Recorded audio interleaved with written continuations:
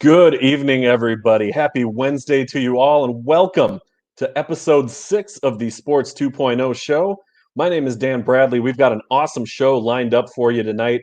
Some great guests on the panel. We're going to talk some March Madness with the NCAA tournament going on, Major League Baseball opening day, and then we've got some hockey talk to close out the show for you. Want to welcome our panel to today's show. We have Samir Kumar joining us. We have GriffyBets, Tanner Kern, and Eric Neff all on the program tonight. How we doing, everybody? Happy Wednesday. Doing Happy well, Wednesday, thanks. Dan. It's opening day eve. It's a holiday. It's like a week-long holiday here. I'm doing fantastic. No, we don't give holidays away to non-baseball fans, though. It's only a holiday for baseball fans. If you are not a baseball fan, go to work tomorrow. That's true. That's very true. I'm pulling my kids out of school. It's what it is. It's what it is, guys. Opening day. Can't be through the background at work all day tomorrow. Everybody's going to have the streams up on their computers, something going in the background the whole time. But we are going to have an awesome opening day tomorrow, just looking at some of those matchups. We'll get to that in just a moment. But want to start with the NCAA tournament. We've got down to the final 4 teams, some great matchups coming up this weekend. Samir, I want to go to you first. Which matchup of the final 4 matchups are you most looking forward to, and what are you watching for a prediction on a champion as well? Well, to be quite honest with you, the two matchups that will come to mind is the matchup between Houston and Baylor. I think that's the matchup that everyone's gonna keep their eyes out on. However, personally, I'm looking at Gonzaga and UCLA because UCLA has made a Cinderella-like run this season. Nobody really had them expected to go this far, and a lot of people didn't even have them coming into the tournament this year. A lot of people thought Michigan State would have taken UCLA out because you can't count out Tom Izzo when it comes to March Madness. But guess what? Tom Izzo, isn't the greatest. He's a great coach, but he could be out coached. It doesn't just come down to Tom Izzo, and UCLA proved just that. So I really like what UCLA's got going on here. Johnny Juzang in particular, really love his scoring throughout the tournament. He's been consistent, putting his team on his back, and in particular against Michigan, they took down Michigan, the number 1 seed. Keep your eye on UCLA because they already took down a number 1 seed in addition to a bunch of other talented teams as well. Johnny Juzang proved to be the difference maker against Michigan. So I'm keeping my eye on UCLA. I really want them to be in the championship game. And, I really want them to win. Yeah, UCLA, the first team to go from the first 4 to the final 4. They were a play-in team, as you touched on, Samir, against Michigan State, and rolling all the way through to get to the final 4. It's really an unprecedented run. I think that's a great point as well. Griffy, how about you? What are you most looking forward to with these final 4 matchups? First, quick amendment. VCU did also do the same thing. I think that was back in 2011. I think that was the first year there was. I think that was the first year there was. You know what? You may be right. You may be right on that one. We'll get a fact check out on that one. All right, great. My takeaway. I guess Gonzaga really is that good. I mean, they've been destroying every team in their path, and I mean, they haven't had the most threatening path to the Final Four, but they certainly look the real deal. When I fill out those brackets, you kind of I want to avoid the chalk, and there wasn't much more chalk than an undefeated team, but they look legit. I mean, people have been saying UCLA can't keep winning, but I mean, they're getting pretty lucky with these free throws. I mean, Alabama shot like 40% from the free throw line. Michigan made just over half. I have to imagine that luck runs out. I want to see Gonzaga Baylor. I think most people do. I think Baylor Houston will be a good game. Houston at least has the defense to match up with Baylor and the offense as well. That'll probably be a better game in my opinion. And the spread indicates that as well.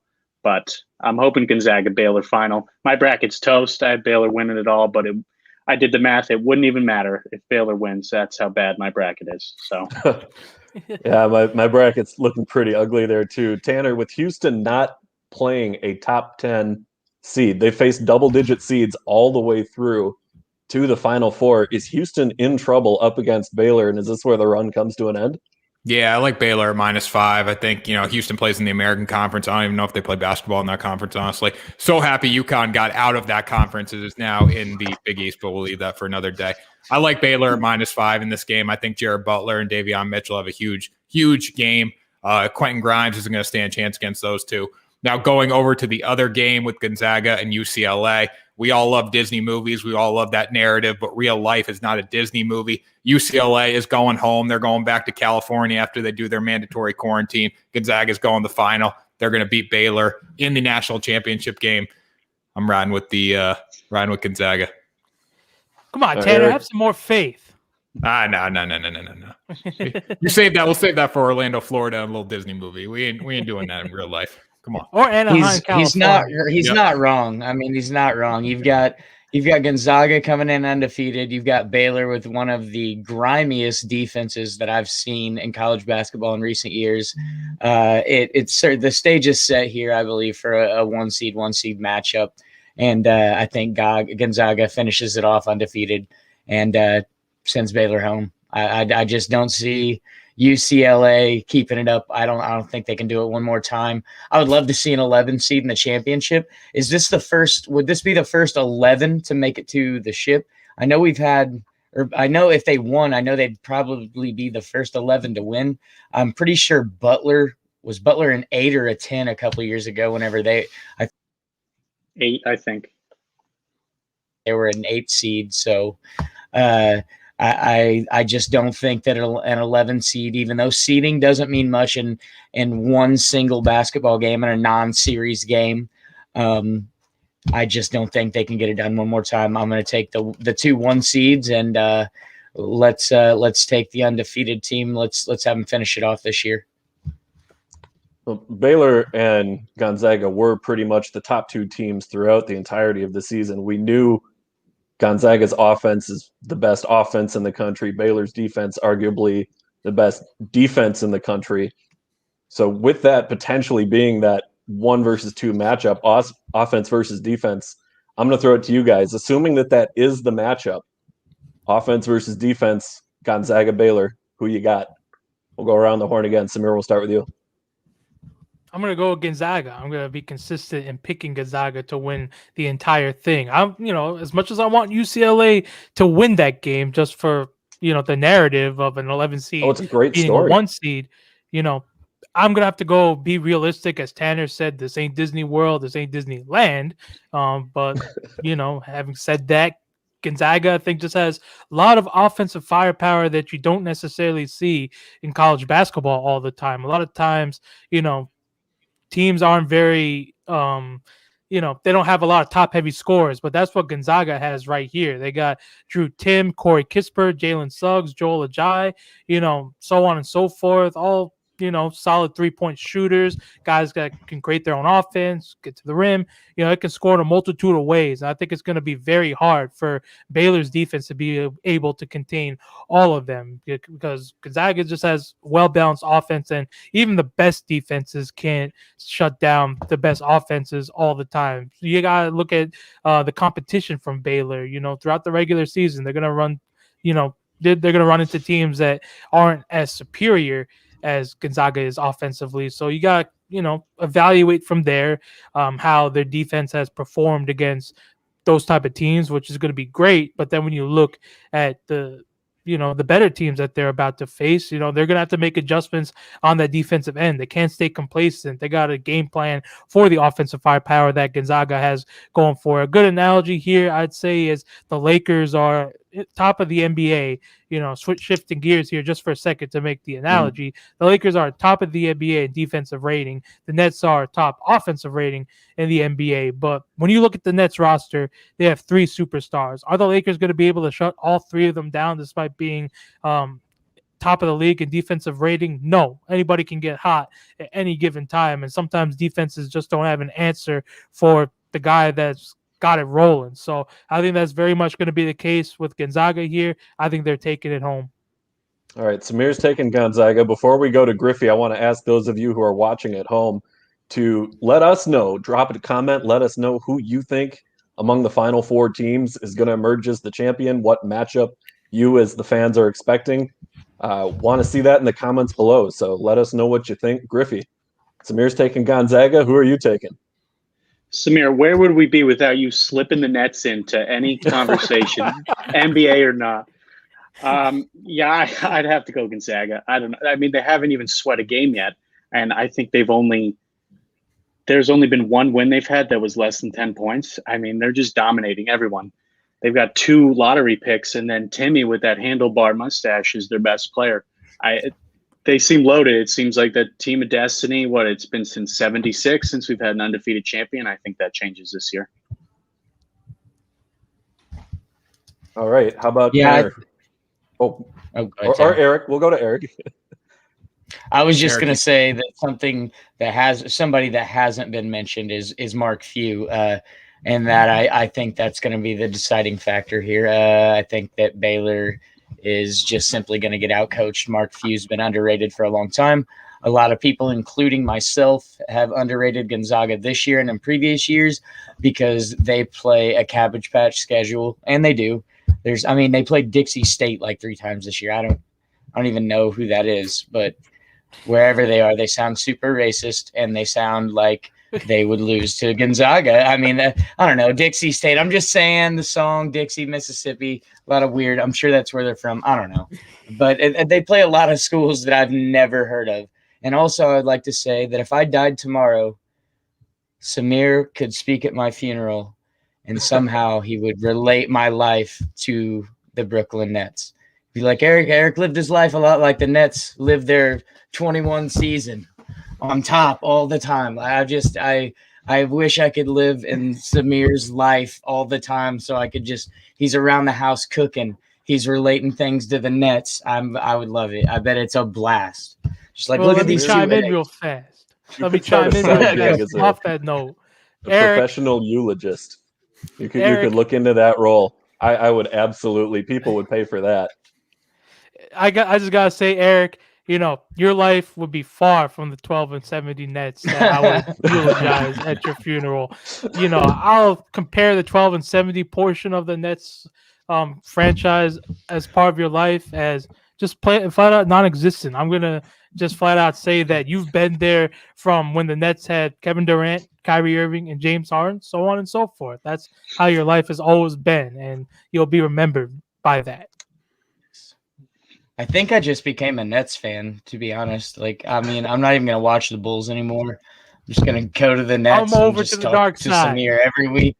I got to. I mean, they just got too many ballers now. But anyway, I'll let you guys get us back on track. Well, Eric, where did you have for your prediction there? Gonzaga. Gonzaga by whatever the spread is. I don't think it's going to be a super close game, reminiscent of when North Carolina whipped my Illini back in 2005. I'm going to bring that up at least once a week forever. I think it's a 10-12 point victory by Gonzaga. And Tanner, how about you? Yeah, I think it's going to be somewhat close till the late in the second half because, this is March, it's madness. I'm going with Gonzaga. They're going to go 31-0. No matter, it could be Houston, it could be Baylor. It doesn't matter. These guys are going to win the Natty. Am I the only one who's taken Baylor then? Defense wins championships, boys. Am I alone in that thought? Yes. Yes, sir. Yeah. Okay. Well, we'll see how that one goes. I've always been a defense wins championship guy. I think Gonzaga hasn't seen a defense like what we've seen from Baylor this year.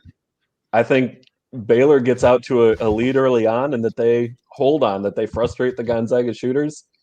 Suggs maybe has an off game and Baylor's able to catch him. I might be alone on the panel thinking it, but I think Baylor's going to take this thing. It's a nice thought. I just don't think it's going to happen. Still alone in that one. All right. Well, one thing that I am very confident in is GriffyBets and his NBA segment for picks. Griffey, going to hand it over to you for the GriffyBets of the week. What do we got for us this week? Thanks, Dan. Thanks for the confidence. So I've got 2 picks tonight and 1 tomorrow I'll talk about. And for any new viewers out there, a quick reminder on what I'm doing here. Trying to consolidate offensive and defensive rankings just to get a more accurate look at these teams And for the entire rankings 1 through 30, recommend popping over to GriffyBets on Twitter. It's on noobsports.com. How I'm calculating that real quick before I just start throwing numbers out there. It is points per game, efficiency, and effective field goal percentage on both sides, and pace. I've been keeping a closer eye on pace of late, which is calculating by total field goals attempted per game and total possessions per game. So you get that, and ideally you're targeting some weak defenses and some strong offenses, or some weak offenses and strong defenses, some sort of mixing and matching of that, or teams that play at a faster or slower pace. So my first pick for tonight is the Suns, -7 against the Bulls. They did burn me last week. They somehow lost to an Orlando team that proceeded to have a fire sale 24 hours later, but that's in the past. This team is still one of the best in the league. They're the best against the spread, and they're one of rare, only 5 teams are in the top 10 for both offense and defense, and Phoenix is one of them. So they've been rolling of late. They're playing the Bulls. I know they made the big acquisition with Vooch, but they've lost 4 straight. I'm taking the Suns there. They just match up better with Chicago. The second is a complete bet on pace. I'll be transparent. I've been splitting a little bit this week in the last few days, but the bets that are hitting are the ones that built around pace. So whether it's 2 teams that played a slow pace with an under hitting, or 2 teams that played a high pace, the over is hitting. And that tonight would be Kings Spurs. The Kings Spurs over, its high is 231. Both are in the top 10 in pace, and it helps that the Kings are 30th ranked defense. So those are the 2 for tonight. I'll add one more. Zach, who's back on production, is not going to be happy with me. I am betting against the Cavs again. In this form, it's the Cavs team total under, just their total points. They are the 30th ranked defense, which in other words is the worst in the NBA. Worst offense in the NBA, going against the Sixers, who have the 4th strongest defense. The Cavs have been struggling. They haven't broke 100 in 3 games. 2 of them were strong defenses in the Jazz and the Lakers.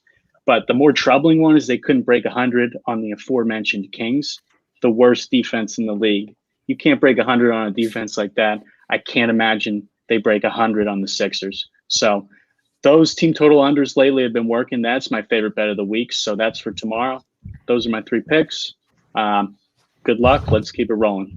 And thanks, Dan.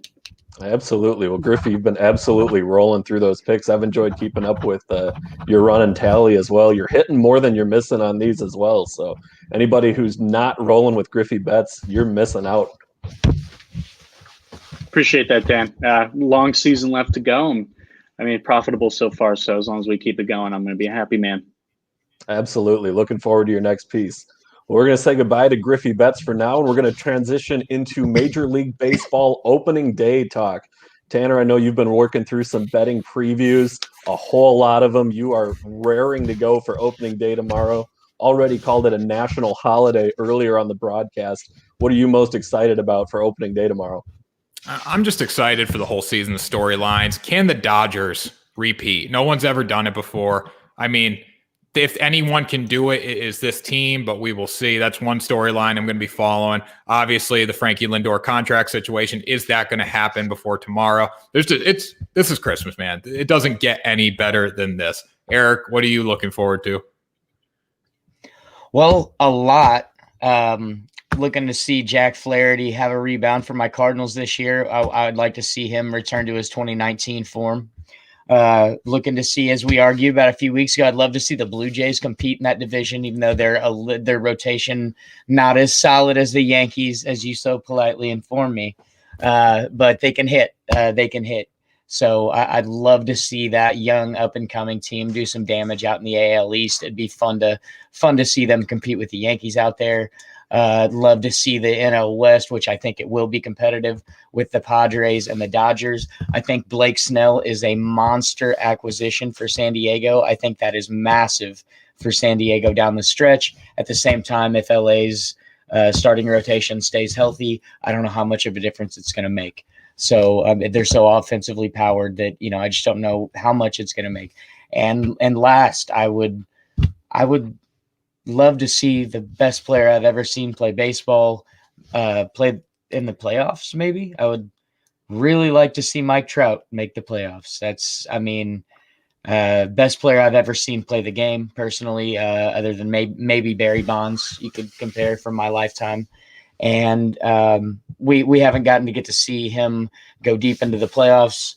And it's just sad. It's really sad, honestly. It makes me sad. I do think the Angels are going to be better this year. However, they once again did little to nothing to improve their pitching staff. So I guess we're hoping to see Mike Trout slide into the playoffs on a lot of 8-5, 8-6 victories because their offense is stout. So, Samir, I know you're a Yankees fan. What are you looking forward to tomorrow? What are you waiting to see tomorrow? Garrett Cole. Well, to be completely honest with you, yeah, Garrett Cole. But Garrett Cole, I think, kind of needs to step up because last season he got off to a very rough start to his standards. Obviously what he did last year is still better than a majority of Major League Baseball pitchers. But, when we're looking at Garrett Cole, I expected somebody to just take the rubber every game and go out there and dominate. And I didn't see that from him, early on in the season. Now he got his act together as the season progressed. And when he got to the playoffs and, I give him credit for pitching as much as he did in the playoffs and, pitching on 3 days rest. That was huge. But throughout the course of a season, he just needs to, completely just focus on going out there on the mound, giving it all he's got, block out all the noise from the New York tabloids and really get back to what we saw from him in Houston. That's what the Yankees signed him to do. They didn't sign Garrett Cole to, be just a good starting pitcher. They signed him to be a great starting pitcher, the best in Major League Baseball. That's what the Yankees signed him to do with that big contract. Like, he should be right up there with Jacob deGrom in terms of the best pitcher in baseball. That's what I expect from Garrett Cole. But, from last season, Jacob deGrom was clearly the better pitcher. I'm saying this as a Yankees fan, by the way, and I'm calling it how I see it. Like, that's a bold one to say. How's it bold? Right. How's it bold? I want to hear you real fast before I continue. Oh, just in that it's bold of you as a Yankees fan to give that kind of props to DeGrom. That was my point. But no, you're exactly right. I'm calling it how I see it as a Yankees fan. Like this has just been years and years, being in the top of the league in payroll, just coming up short to teams with a lesser payroll like the Tampa Bay Rays. And then we got the Houston Astros. Granted, they cheated, but, given how the Yankees operate, they should still find themselves in the World Series one way or another. Year in and year out, they operate, on the pride of developing these young guys and bringing in talent that, makes them the superior team in the Major League Baseball. But then you got the small market Rays beating them in the playoffs. That just can't happen. When you look at the Yankees, it's been 12 long years since they've even touched a World Series, and to the Yankee standards, that's just not acceptable. So I think as the season progresses, health needs to be on their side. That's just not been on their side. And I'm going to be completely honest with you. Last August, it was a drag watching Yankee games. I couldn't sit through more than maybe 1 or 2 innings of Yankee baseball throughout the month of August, when they were going through that losing stretch. They played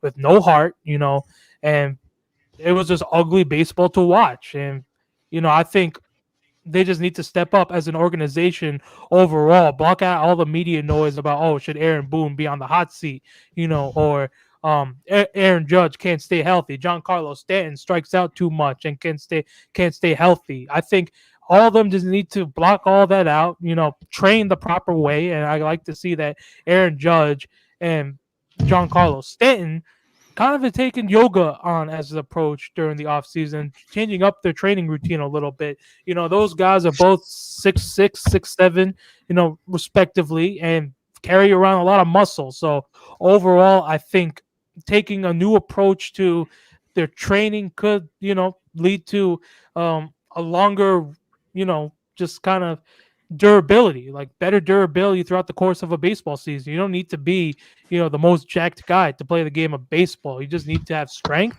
and you need to have power. It doesn't necessarily equate to having the most muscle on you. So, as a Yankee fan, I'm optimistic. I think we're the overall favorites to get to the World Series, but they have to get there. No more BS, and they have to execute when it comes to the playoffs. Stop playing so much hero ball in terms of trying to get the ball out of the park. Settle for base hits, move the guys around base. I know we've moved around from small ball, where you do suicide squeezes or ground outs or whatever to try to advance the runner. We've kind of moved on from that, but at the same time, you got to play a little bit small. Like, you can't always be thinking home run when you're up there at bat. You got to think, move the runners over, get things going, keep the pitcher on the mound guessing.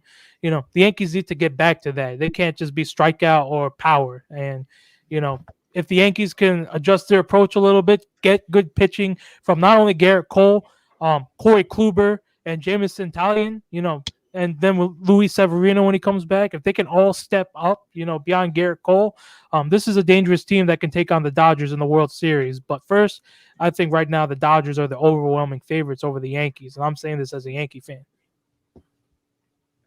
Yeah, the Yankees are going to be a very talented team this year. They clearly the favorites in the AL East, the favorites in the American League as a whole. I think that the American League West race is one that I've really got my eye on this year.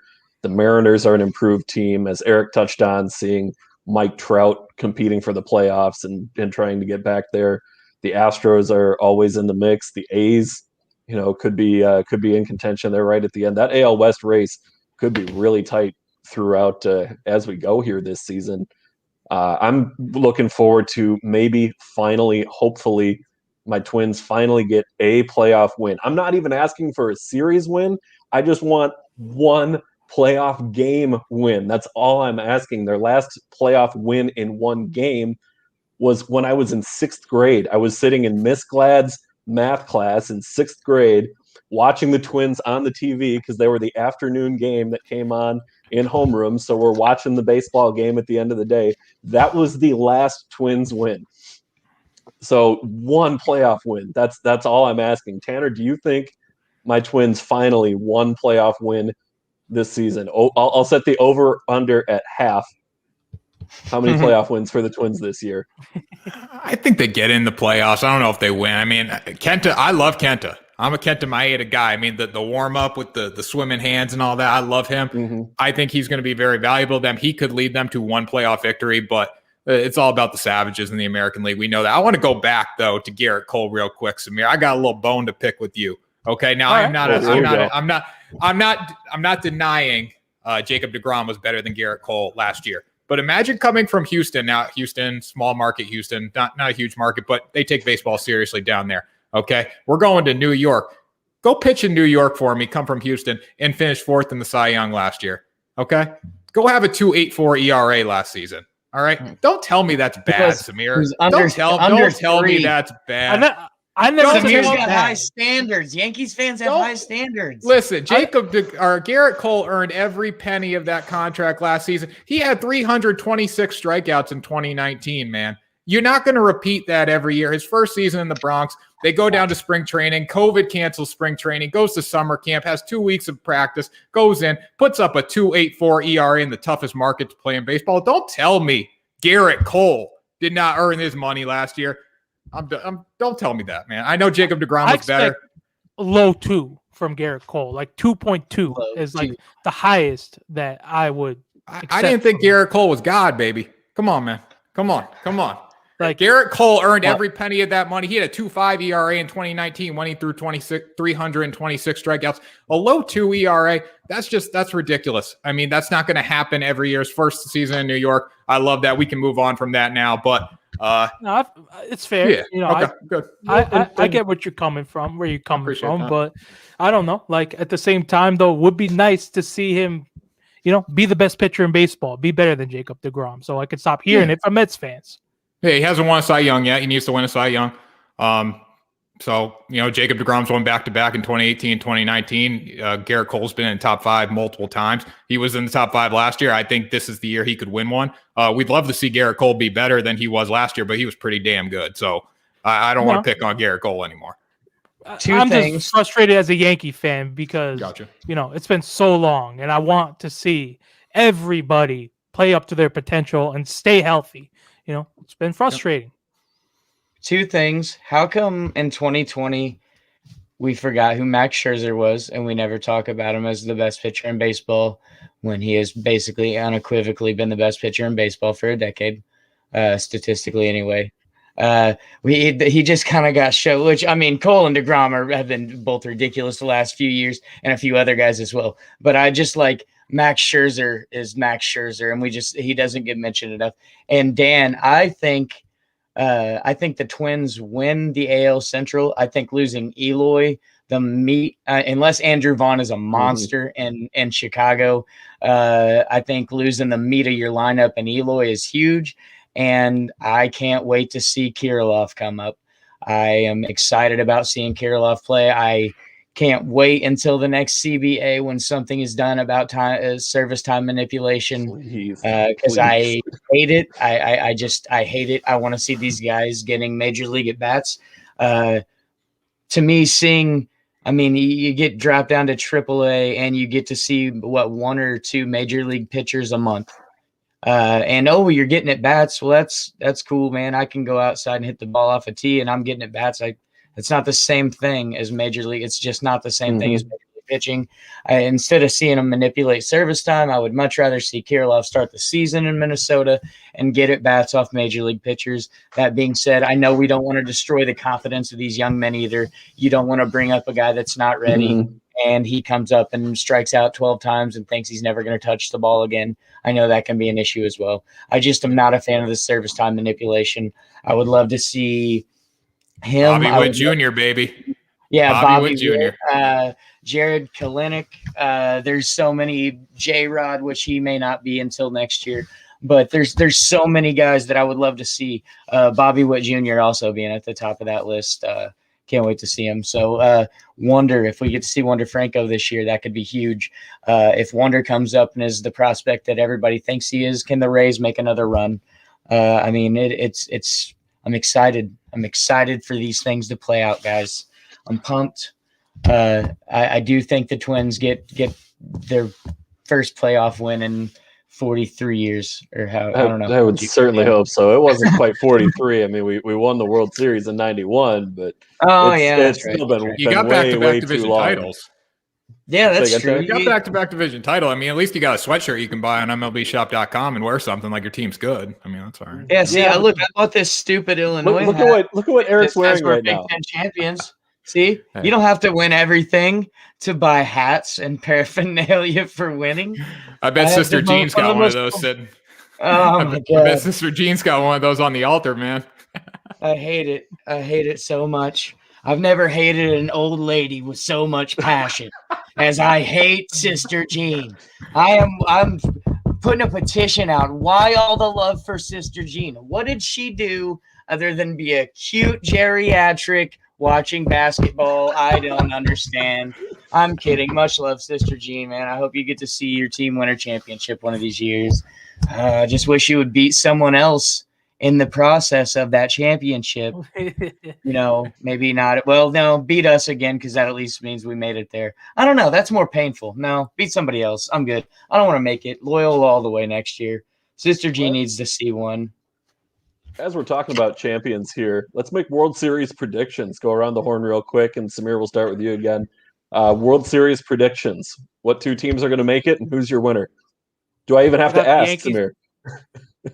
I'm going to have to go with the Yankees and Dodgers, but, I think the Dodgers will win again. I think they'll repeat, I think they're just too deep. You're not going to be able to really defeat the pitching rotation that the Dodgers have. They got Clayton Kershaw. They got now added Trevor Bauer, and they got Walker Buehler. They got three top dogs in that pitching rotation. I think that's going to be hard for the Yankees to really ultimately overcome. The Yankees, they got guys that can throw out there, obviously Garrett Cole, as much, as I wanted to see him step up a little more. He's still a threat out there. He's still got a game plan for him. He can still go out there and shut you down. That's how great of a pitcher he is. I think Corey Kluber right now is very much a wild card. He's going to be very much somebody who's, I think can go have like a a rebound season. It could be like a comeback player of the year type of guy, or he's just going to be a bust and he'll be remembered as another Kevin Youkilis in a Yankee uniform. And, same with Jameson Taillon, that he could either refine his magic in New York or just kind of be another Michael Pineda for the Yankees. So, a lot of questions in that pitching rotation behind Garrett Cole. And I think the Dodgers just have the superior lineup. You got Mookie Betts, who can actually stay healthy and stay in the lineup and produce at an MVP level consistently. And you got Cody Bellinger. And then you got in the Dodgers lineup a whole bunch of other complimentary hitters, Corey Seager as well. I just think there's too much firepower at the Dodgers. I think they're going to repeat. Brusdar Graterol throwing gas out of the bullpen too. Can't be sleeping on the back end of the bullpen there. Eric, how about you? World Series matchup and prediction. I've got the NLCS. I've got the Dodgers playing my Cardinals. I've got the Dodgers winning in 7, maybe. We'll see. Yeah, the Dodgers are going to win the NLCS. No problem. They're going on. And then I've got the Yankees and Angels out of my I'm putting Mike Trout in the ALCS just because I want it. I'm going to will the Angels. I'm going to will their pitching staff to just all shoot for like 4 ERAs and hope that Mike Trout and Anthony Rendon and those fellas put up 6 to 8 runs a game. And they're going to be playing the Yankees. The Yankees are going to come out of that one. It's going to be Dodgers-Yanks. I mean, I just not enough change this offseason. I mean, we got to see some big some big moves, Lindor, Arenado, but I don't think enough change to really change the power scenarios there. I think it's Dodgers-Yanks, and I've got the Dodgers winning. So I have a hard time believing that this is the first time in this show that you've mentioned Arenado to St. Louis. I thought that was going to be what you were most looking forward to with opening day tomorrow. I don't know if you guys knew this, but Nolan Arenado does play for the St. Louis Cardinals now. Yeah, it's kind of a big deal. I don't know. You guys are probably going to want to keep an eye on that. Him and Goldie.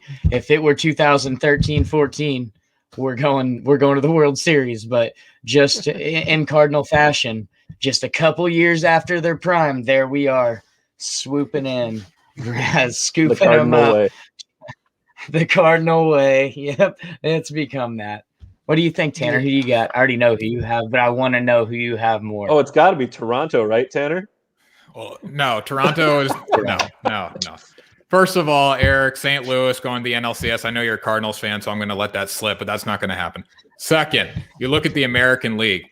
The Yankees have an easier path to the ALCS, to the World Series than the Dodgers do. In the American League, I mean, Dan, I know you're talking about the American League West. It's going to be a very good race, but none of those teams really impressed me. And when you look at the Angels lineup, you talk about like a Trevor Bauer, how they didn't go out and get a Trevor Bauer. I don't think Trevor Bauer on the Angels makes them a better team than the Yankees. So without him, I mean, I think the Yankees will be able to roll the AL West. You look at the AL Central, the Eloy injury, that's going to hurt. Twins are not going to beat the Yankees. They don't have the pitching to beat the Yankees. I think the Yankees get to the World Series. Dodgers, they are the best team in baseball, no question. They have a great lineup. They have a great rotation. Even the bullpen, which people have said there's questions about this bullpen. Oh, the only question is who's going to close games for them. They have options in the bullpen. You got Tony Gonsolin, you got Kenley Jansen, you got Brusdar Graterol, you got Blake Trinan, you got guys that can pitch. It's just who's going to close games. I don't think Kenley is going to be the guy to close games late in the season just because the velocity is down and you need speed to win games in the postseason. So Dodgers have a difficult road. You got to go through San Diego, and then you got to go through the NL East. You know, we were talking Max Scherzer. The Nationals are going to be good. That's a team that a lot of people have forgotten about. You got the Mets. The Mets are going to be good. The Braves are going to be good. You got the Padres in their division. They are going to be gassed just to win the National League West this year. No question. And then you got to go in and you got to be perfect. The regular season doesn't matter when you get to playoff baseball. You got to win 2 series. So if you have a couple bad nights, that could cost you a shot at the World Series. I think the Dodgers do ultimately get to the World Series. I think they're gassed by the time they get there. And I think the Yanks deliver. I like Corey Kluber. I think he has a huge year this year. One of the best pitchers of this generation, arguably multi-time Cy Young winner. You got Garrett Cole, great pitcher, obviously. Now, will he have 326 strikeouts again? I don't know. His second year in New York, he should deliver. You got a guy like Taillon. Not saying Taillon's going to be a superstar, but coming off 2 Tommy John surgeries, coming from Pittsburgh. Pittsburgh doesn't know how to win. The only thing they have is a nice stadium. He's going to help them a lot this year. I think the Yanks sneak past the Dodgers in 7 games. They finish it off in LA. Once again, the Dodgers lose the World Series. And I love the Dodgers. So that for me to say this is pretty ballsy move. I'm going with the Yankees in 7, baby. Lock it up. Wow. Both of us are being pretty objective then. Yep, there you go. I like it. I like it. We're leaning Yankees. We're leaning Dodgers. Those of you watching at home, we want to know what you think. Let us know in the comments section below the stream. Let us know who you think the World Series matchup will be. Let us know who you think is going to win it. We want to hear from you. You can drop us a follow on Twitter at Sports 2.0 Network. Let us know there, or on the Facebook page as well. Also, Sports 2.0 Network. At this time, though, we're going to say goodbye to Samir and Tanner. Want to thank you guys for your contributions to the show tonight, and enjoy opening day tomorrow, guys. Thanks, be a Dan. Great appreciate one. it. Hopefully, Garrett Cole throws a perfect game in his first game and shuts me up. Garrett Cole is going to assassinate the Toronto Blue Jays tomorrow, especially without George Springer in the lineup. Garrett Cole, watch out, man. Big year. 300 strikeouts? I don't know if possible. It's possible. Well, I mean, what if Vladimir Guerrero Jr. is capable of getting one off of him? So you never know. I don't know. That 6.7% launch angle, 380 something in baseball last year. Line drives don't fly out of the Bronx. I'm gonna say no. Garrett Cole shuts him down tomorrow. That's fair. Well, I hope you're right, Tanner. I hope you're right about the World Series prediction. I hope you're right about tomorrow. And you probably hope you're right about my World Series prediction. Damn right, baby. Let's go Yanks. Let's go Yanks. All righty. So as we're looking into Yankees and Dodgers as a World Series matchup, Eric, we wanted to transition into some hockey talk here. We're having some technical issues here. There we go. Transitioning into hockey talk, we have you've been working on hockey card collecting for some time now, which is exploding in popularity. What can you tell me about the exploding hockey card collecting market? Well, DB, I bring you more questions than answers tonight. I've been a card collector for a long time. The hobby has exploded, primarily since the beginning of COVID. People were stuck in their houses looking for things to do. Card breaks and group breaks really took off. Hockey cards have kind of been on the lower echelon of some of those those booms, if you will. And the hockey card market has basically maintained low value, it's odd. The hits are huge and very valuable, and then the base cards of everything don't maintain value until Upper Deck Series 2, which dropped March 24th, just about a week ago. When Series 1 dropped, we got our regular hockey prices between 100 and 125-ish for a hobby box.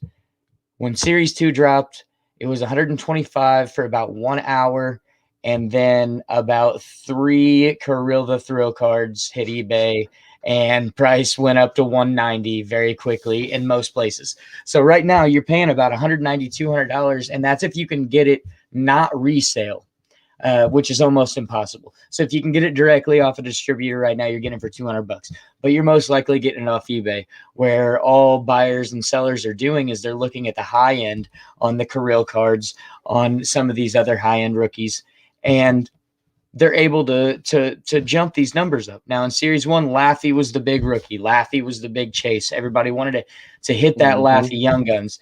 And in this product, there's a big chase again, and it's Kirill. But why so much of a jump? What are these rookies doing? What am I missing, Dan? What are these? Is this rookie class that much heavier than previous rookie classes? What's happening right now? I don't know. I think over the past couple of years, we've seen some of the rookies really take off, but it hasn't been a whole class to the extent that we're seeing this year. We see Connor McDavid coming into the league, and everybody wants that Connor McDavid rookie card. And Jack Eichel, we see Austin Matthews coming into the league with the Maple Leafs, and everybody wants to get that. With this year, we thought Lafreniere might be that guy as the first overall pick from the draft, but as we've seen the last couple of years, the first overall picks, it takes them a little bit longer to adjust. Guys like Rasmus Dahlin with the Buffalo Sabres, Nico Hischier and Jack Hughes. It took them a little bit longer to develop. This year with a rookie crop, we're seeing good rookies at every position. Ty Smith is kind of the front runner, at least in terms of defensemen, but you have a talented forward class with Kirill Kaprizov, with Jason Robertson, with Tim Stützle, rolling into the goaltenders with Vitek Vanacek of the Capitals, Kevin Lankinen, Capo Kakinen, Ilya Samsonov, Ilya Sorokin, running through all of these guys. It's just, as a class collective, just a really good rookie class this year. We were looking at some of the rookie cards earlier, and just to give an estimate, you talked about the Kaprizov card that everybody is chasing after, the Upper Deck Series 2 hobby box. The boxes themselves are going from $200 to $400, but that Kaprizov card, took a look on eBay today, and it was $1,570 for just the Kaprizov card. When you guarantee that you're getting the card, $1,570 on eBay. To me, that's an absurd number. I mean, it's great that that's what the market has said that card is worth, but when I was growing up collecting cards, it might be, you might get a good rookie and it's, say, $5 or $10. This explosion, what has changed in terms of hockey collecting, that the market value is so much more for those cards? I think a lot of it's just people really, when they started collecting over this last year and a half or so, and they got into the hobby world, it's more than just like when we were kids going to Walmart and buying a pack. Or for one thing, going to Walmart and buying a pack is impossible due to card flippers now. So you find these guys and they have to get in card breaks. And once you do a card break or two, you're addicted to this stuff. I mean, you're just addicted to watching cards being opened and them becoming yours. And when they're the only way you can get them, these breakers, they're going out, they're paying this price for these hobby boxes, no problem. And then they're selling us all break spots for $30 or $40 a piece, 30, 32 teams, depending on the sport. I mean, for those in our audience, who are unfamiliar, can you kind of explain how that break works and what a break group is, for example, or a break just in general? Absolutely. The card breaks and group breaks kind of started with memorabilia more than anything. A lot of autographed memorabilia and things like that. They're going to be out of the average collector's price range. I don't have the cash to go out and spend, $500 on like this Tua autographed jersey right here. Instead, I bought a $13 break spot, in which they sold, 32 spots or whatever. And they pulled this jersey and I had the Dolphins. The Dolphins were my team. My spot was the Dolphins spot. So when they pulled that, I got to keep it. I've got a Cam Akers rookie jersey on the way that I got the same way. And card breaks, it works the same way. The product's advertised. Here's 5 hobby boxes of this stuff. Here's the price list for all the teams. If you want the Blackhawks, it's $50. If you want the Wild, it's $75. If you want the Blues, it's $30, just depending on the rookie class and the autographs that are in that set. So basically, you're paying a flat fee for every card from one team in that set. And they'll send you all the cards. You get all the cards. It's a blast. We have a lot of fun doing it. These groups kind of become like little families around the internet. There's a ton of them everywhere, and a lot of the hobby family were involved in 5 or 6 of these groups, and it becomes this shared experience for people, especially sports guys like myself, guys that are into sports betting and just generally watching sports. And so it really entices people in. And I think this hockey boom is just because that's the next new card that came out. It's right in the middle of one of the spikes in the market, and that happened to be the next new card that came out.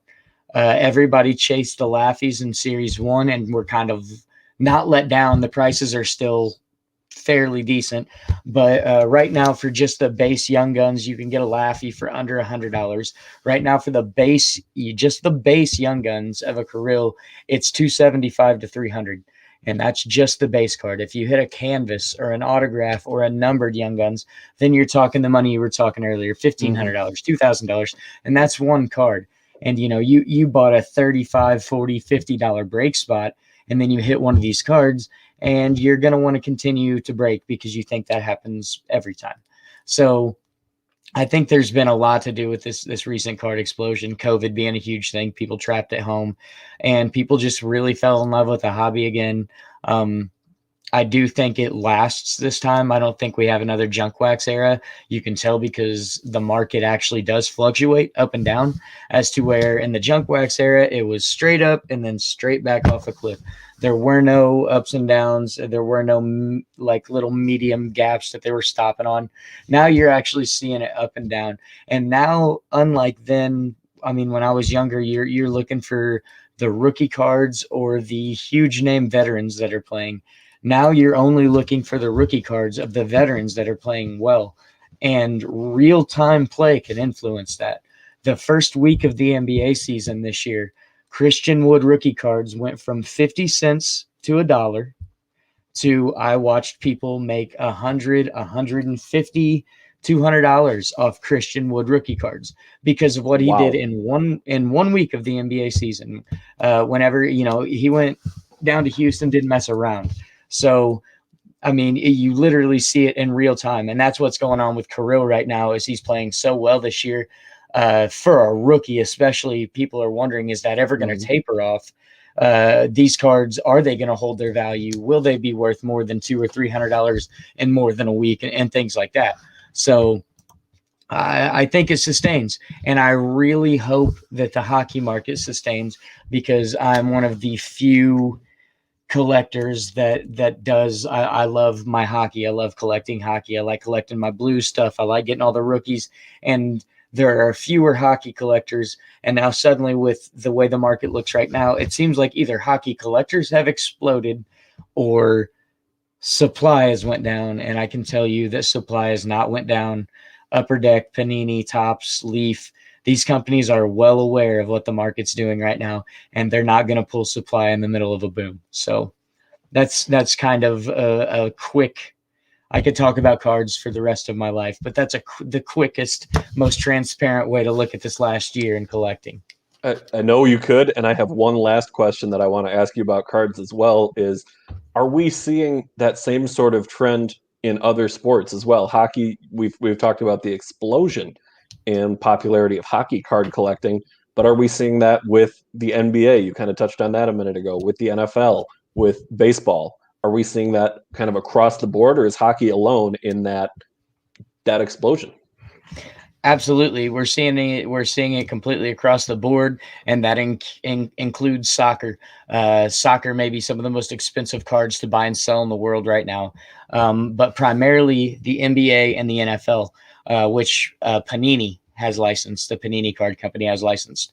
Panini also makes baseball, but they're unlicensed. They're only licensed by the Players Association. So Panini's baseball hasn't took off the same way their football and basketball has.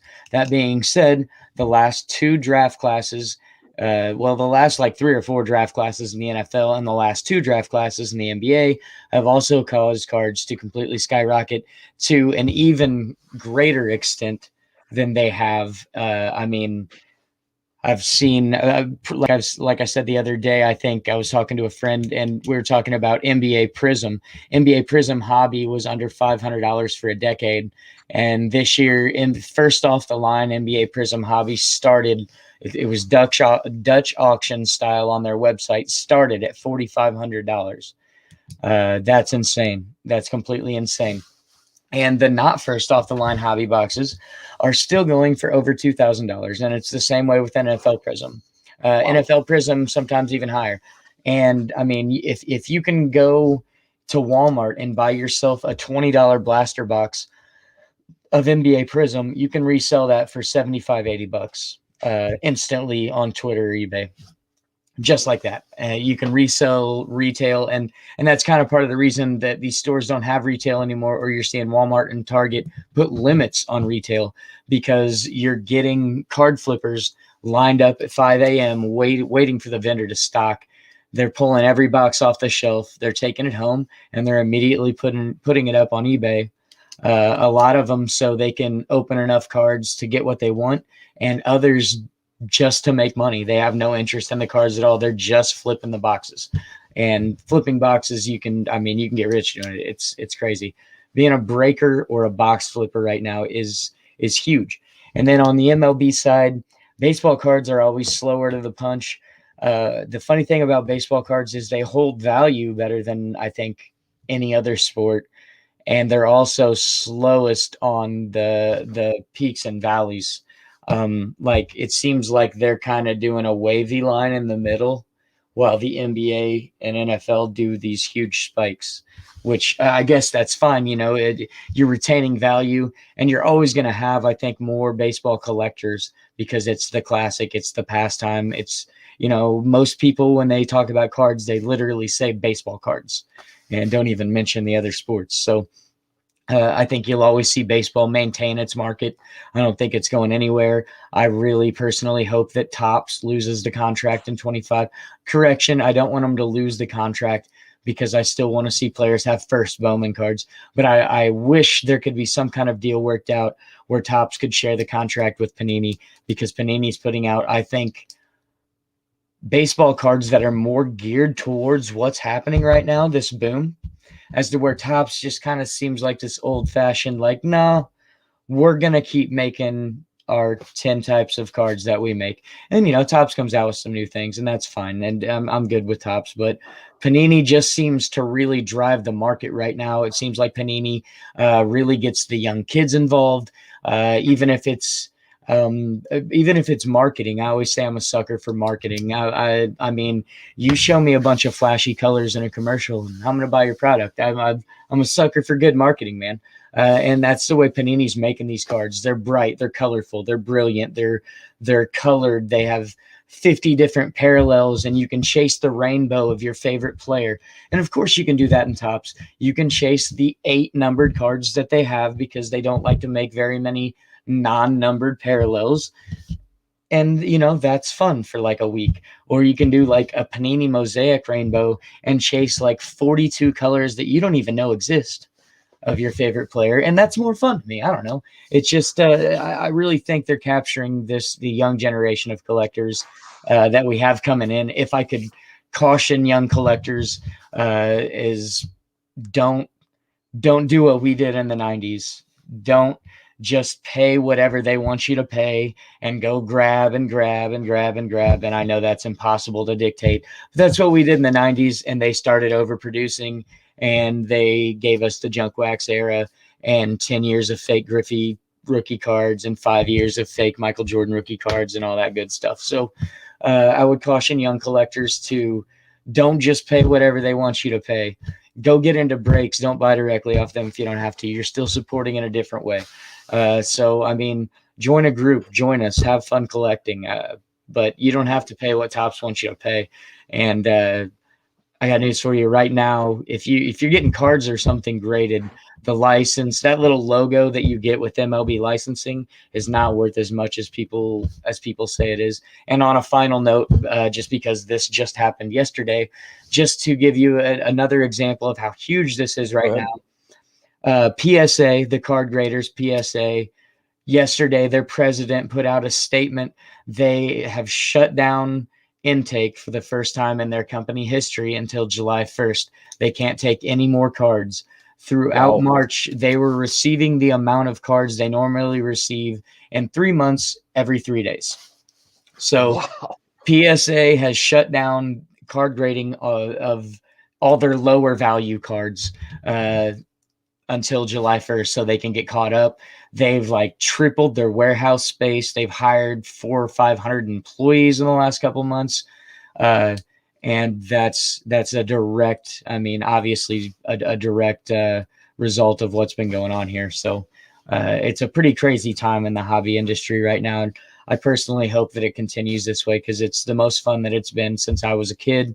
And I absolutely love doing it. It makes me feel like a kid again. It's a lot of fun. Well, and thank goodness we're gone from the days of putting baseball cards into the spokes of the tires on your bike, putting a push pin through it and on the bulletin board on your desk, or taping them up on your wall. Yeah. Thank goodness we're gone from those days and into a bit more serious with how we're taking care of the cards as well.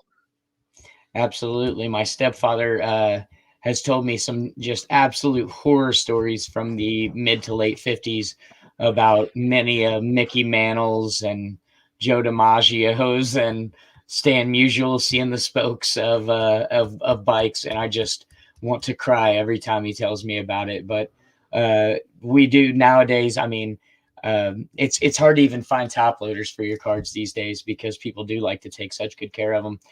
Pretty much everywhere that you'll see online, they're on back order for like 6 months. You can't get them at Walmart anymore. You have to buy where you store your cards from a secondary seller on eBay most times, and they'll buy like a box for cards. They'll buy 5 of them for $5 and flip those for $10 each, and they'll get it because we need places to put our cards. So it's not even just the cards; it's the entire industry, everything around it that has just completely exploded. So good for the industry.